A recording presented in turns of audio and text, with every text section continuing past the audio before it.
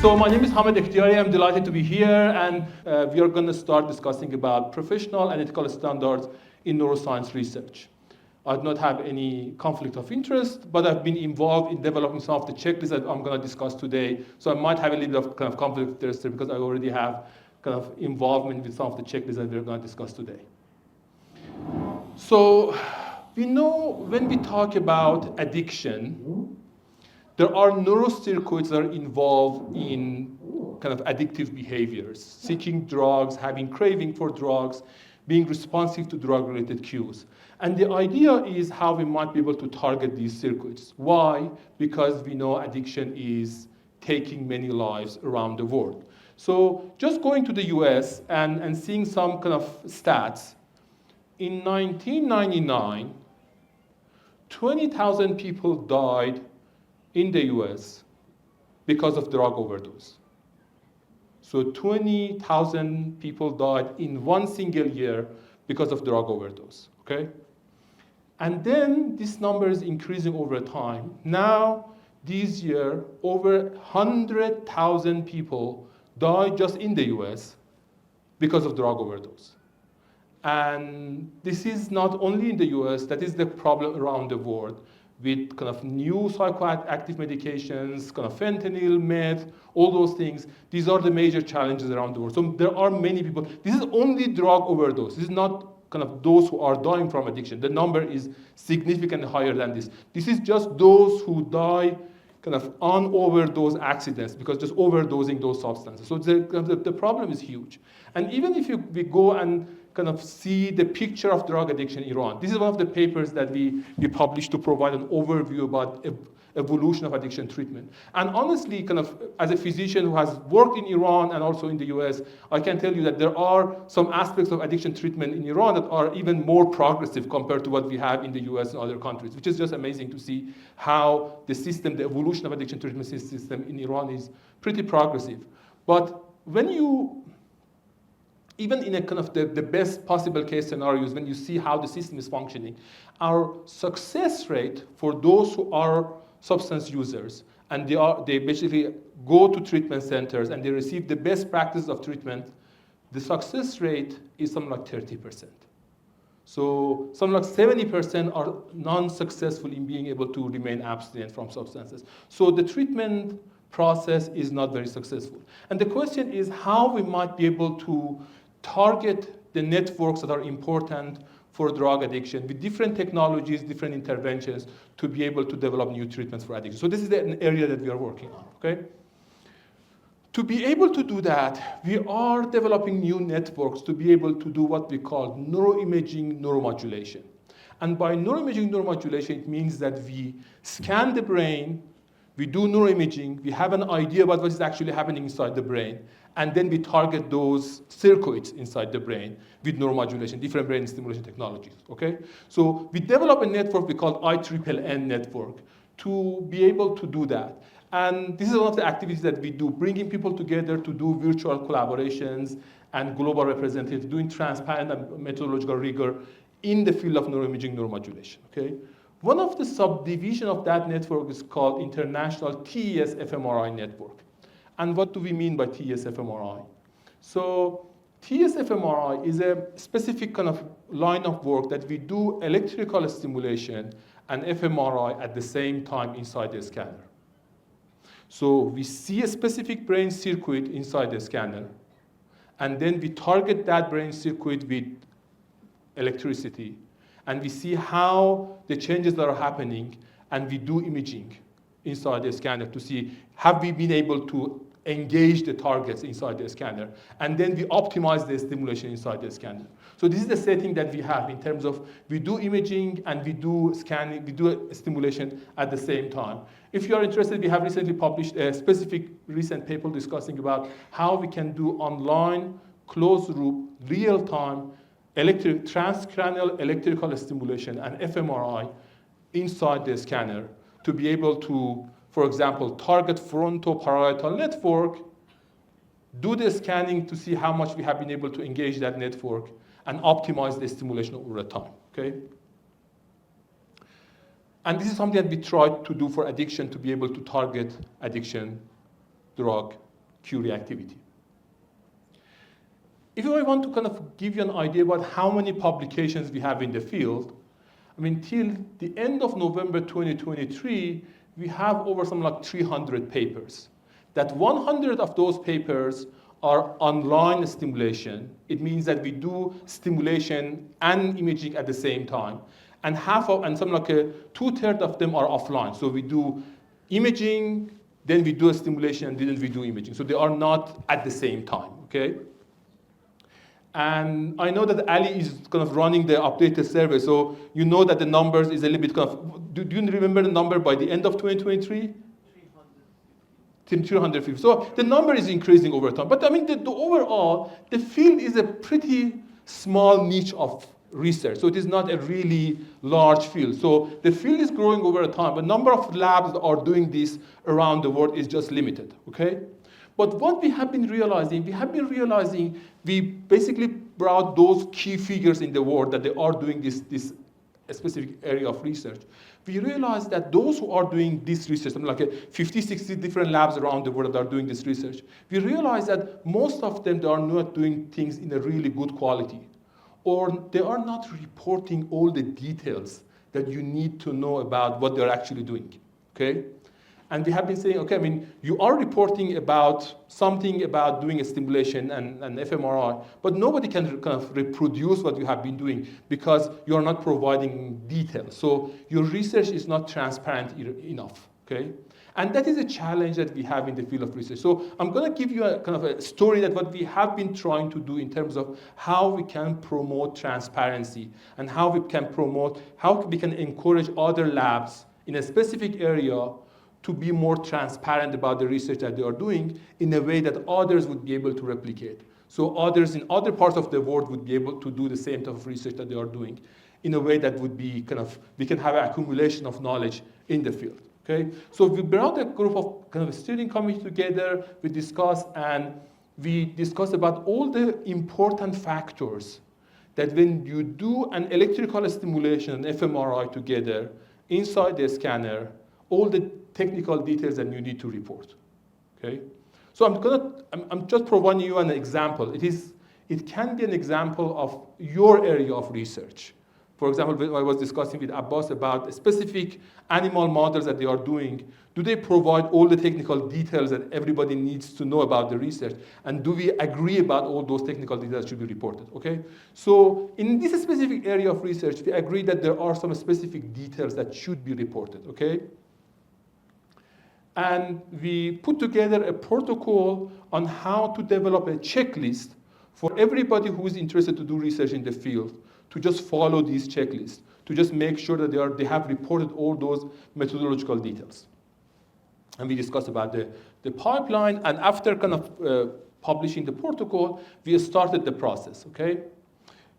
At that period of time, when we started the research, we just had 57 studies in the field, okay?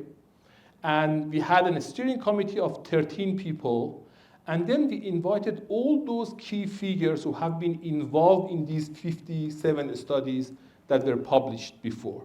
And we developed an expert panel of 75 experts around the world, okay? Then we developed, with the steering committee, we developed the initial checklist, and then we asked the expert panels to go and see and revise the checklist. Initial checklist had 16 items and 28 recommendations, okay? And then we provided all those recommendations and items to be reported to these people. And then over the time, with discussions within that expert panel, we ended up with 17 items and 42 recommendations for the field, okay? And then we basically did some quantitative assessment. We asked everybody, we asked of their rating, how much they consider these items to be important. And we ended up to a checklist, the initial version, and then this is the comprehensive version. So if you want to do electrical stimulation and fMRI, these are the recommendations that we have been providing, okay? But when we started to look back to the research that were published in the field, we realized that among those items that we considered essential to be reported in the field, many of those items, as you can see here, they have not been reported in the previous publications in the field.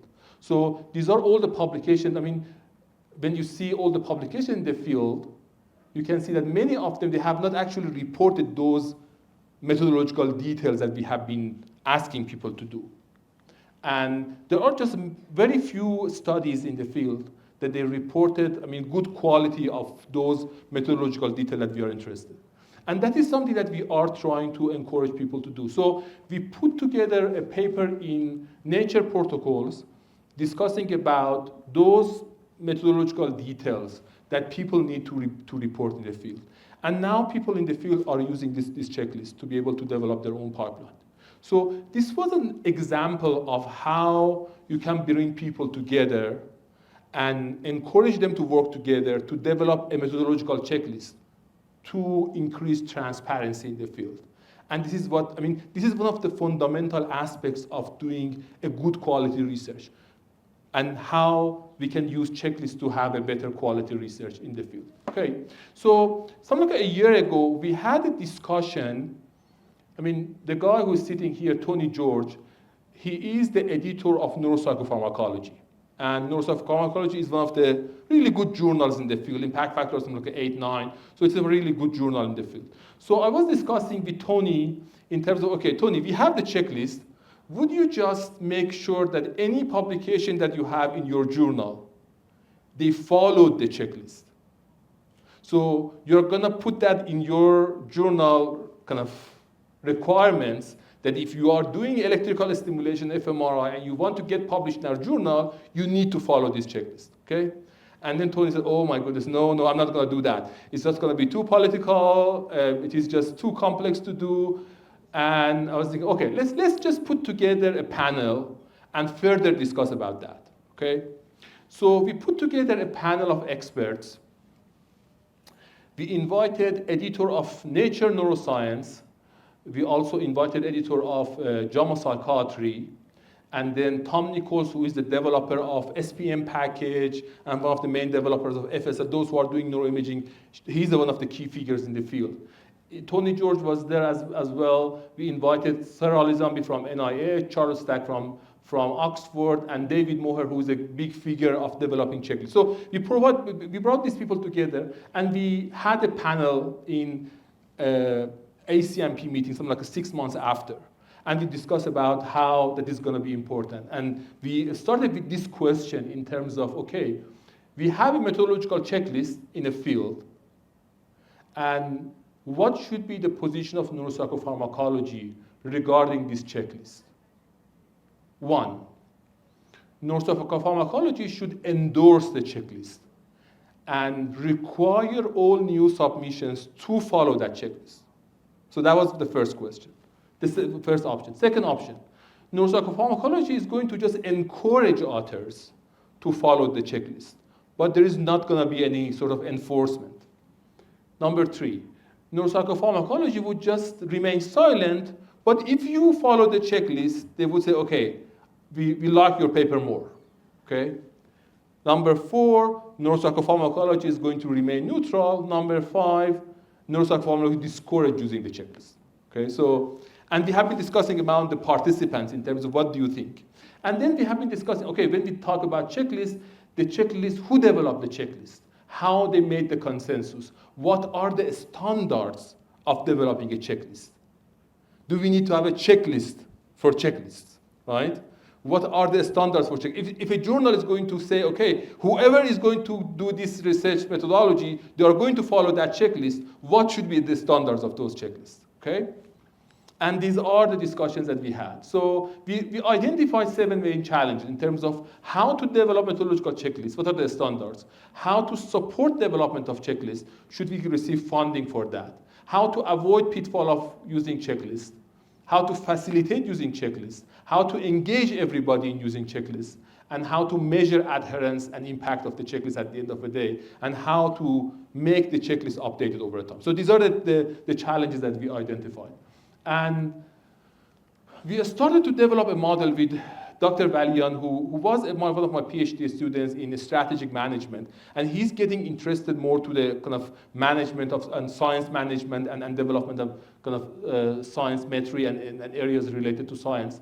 So we started to develop a model we call development cycle model for checklists. So we recommended people, if you want to develop a checklist in any area, I mean, let's say, I mean, you are going to be back home to your labs, and you want to start thinking about, okay, how can I develop a checklist in my own field? You need to start with the problem. You need to identify the problem. Then you need to think about, okay, how is the situation right now? Having an idea about how many publications there are in the field. How is the situation of adherence to these items in the checklist? Then developing who are going to be contributors. A steering committee, expert panel, and then how the consensus, how these people are going to, how 100 people are going to agree on a checklist. And then how you can do pilot testing, how you can measure the level of adherence, and then how you can basically provide the checklist for others. So these are the standards of developing a checklist, okay? And then we started to see how, I mean, there are a list of checklists that are already available in different fields of neuroscience or different areas of science, methodological checklists. And we showed that even, I mean, those things that we develop, I mean, even the contests that we develop, there are some areas that we haven't mentioned clearly in terms of how we develop the checklist for. We haven't mentioned how we are going to keep our checklist updated. So all those kind of technical details. So these are the technical details of how to develop a checklist. And also, we identified another way of measuring the quality of checklists in terms of from the research question to publishing the results and providing the data, all the steps of the research, what are the steps that are being covered by a methodological checklist? And again, we kind of evaluated the quality of different checklists in terms of what are the areas that they covered. And there are areas that many of those checklists that they haven't covered. So it's always a question in terms of how we can improve the quality of the checklist, okay? So another checklist that we recently developed is a checklist about how to do fMRI drug Q-reactivity. This is an area that we discussed during my presentation when we have been discussing a few days ago, and I'm going to discuss a little bit tomorrow in my keynote talk in the conference. So how to develop fMRI drug Q-reactivity, and we identified a list of items that should be reported in any fMRI drug Q-reactivity studies. And we showed that many of the studies, they are not adhering to those items in a really high quality. And we realized over time, these are the checklists, the items or the level of adherence among different papers. So each dot represents a paper in the field. Papers that are being published in 2017. Papers that are published in 2018, 2019, 2020. You know, I mean, you do not see any increase or improvement in the quality of reports of the checklist, okay? So they are not providing better quality reports over the time. And then we published the checklist in 2021, and we have been thinking, okay, now things are going to be better, and people would have better quality publication in the field. And then we evaluated the situation in 2022 and 2023, and we showed that there is no significant improvement after all the efforts that we have done. And the reality is because without supporting from journals, without enforcing from the journals, it's hard for people to adhere to those checklists, right? So when you want to publish a paper, I mean, that's going to be an additional headache in terms of making sure that you have been following those items in the checklist. So we realized that without having the editors of journals involved, we cannot make that happen, okay? So we started to develop a network of editors of all neuroscience journals that are gonna basically work in this area. And I'm trying to finish in maybe 2-3 minutes, so hopefully we will conclude. So we developed a network of network of kind of people who are doing kind of activities in the field, and we brought together editors of the major neuroscience journals, Neuron, kind of Nature Medicine, Nature Method, Lancet Psychiatry, and we started to develop a a network of people who are working together. We had a webinar discussing about those methodological details and how to promote that in different journals. The QR code would give you access to all the videos. So we have 2 hours of videos. All the major neuroscience journals, they discuss about their position regarding methodological checklists. And then, this is my last slide. So then we are publishing a new paper in neuropsychopharmacology right now with all those key figures discussing about the standards of reporting checklists, specifically in the field of neuroimaging. But now we are extending that to the field of neuroscience, okay? So what are the take-home notes? What are the core values of research methodology? I mean, you are gonna be back to your labs and you are going to be the next generation of scientists in the field, right? If you are gonna be the next generation of scientists, your research needs to have a really high quality. I was just reading a report just a few days ago that a new paper in the field of Alzheimer from one of the universities in Iran was retracted from one of the major journals in the field because the quality of research was really poor. I'm not sure, Abbas, have you seen that new retraction from neuroscience letters on Alzheimer, one of the from one of the Babel universities. So it was just, I mean, just heartbreaking to see why people are doing things in a really low quality in a way that you feel, okay, why? I mean, we need, I mean, it's not all from Iran, it's just from all around the world. I mean, this is a global challenge in terms of how we can improve so what are the core values? First of all, transparency. Whatever you are doing in your lab, it should be transparent. You should just report all the technical details. If that is gonna be so it's important for us to do things in a really transparent way. Things should be repeatable. If Professor Rezayov is doing something in her lab, if I'm reading the report from her lab, I should be able to do it in my lab as well, right? So it should be repeatable in other places. If there are some hidden things that Professor Rezayov is not reporting, or there are hidden things I'm not reporting, and it's not repeatable in other places, that is low quality research. It's always important that methods is important, not results. I'm reviewing for nature groups, and in nature groups, one of the standards in assessing papers is it says that you are supposed to just assess the quality of methods. You cannot say the results are important or not important, because there are things that we have been, 50 years ago, we have been thinking that those things are really, I mean, they do not have any value. We do not need those outcomes. And then after 50 years, we realize, oh my goodness, those things have been really important. They change the field. I mean, sometimes you really do not know how much a result is going to be important, okay? It's important to just make sure that whatever methodology that they use is a good methodology. If the methodology is good, the result, I mean, it doesn't matter whether it is negative result, positive result, whatever they have. Method is important, not the results. It's important that the data that you provide is trustworthy. People can use your data is available for others, and you're gonna share your data. You're gonna provide whatever you are doing for others in a quality that others would be able to. If you are doing it transparent, if you are sharing your data, nobody can retract your paper. Because you say, okay, this is what I did, this is the transparent way of doing that, the data was available, this is what I was doing, everything was transparent. Even if you made a mistake, you can say, I mean, I was just doing, I mean, everybody can make a mistake. Everybody can make an error. I mean, that is totally fine. When the problem starts, when you just hide things and you are not trustworthy, that is the problem. And then you are supposed to follow checklists and standards. You are supposed to, meanwhile, while you are kind of following the checklist, you are going to be innovative as well.